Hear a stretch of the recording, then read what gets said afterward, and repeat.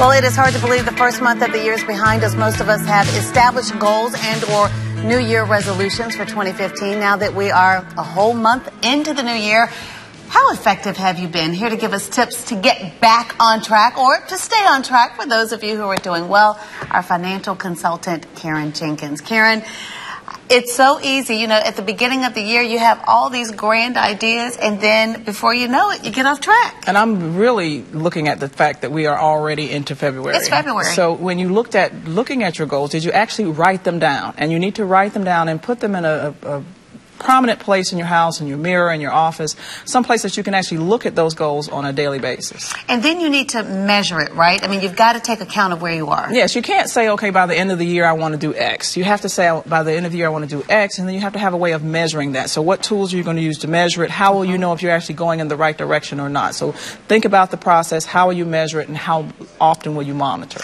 And you say work it. You know, my mom, when I was growing up, when we had big projects, she would always say, do one thing on that project every day. Big or small, but one thing every single day. You have to, because life gets in the way, and right. Everybody comes to you and has different things that they want you to do, but you have to make sure that you're carving out some time to make sure that you're working every day to work that plan. And you would be so proud of me. I've been following this last tip.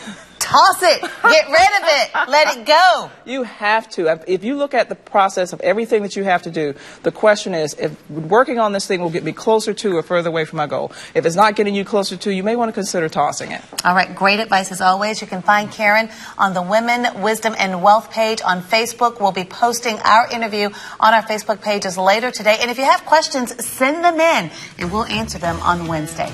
Thank you, Karen. Thank you, Judy. Stay with us, everybody. Big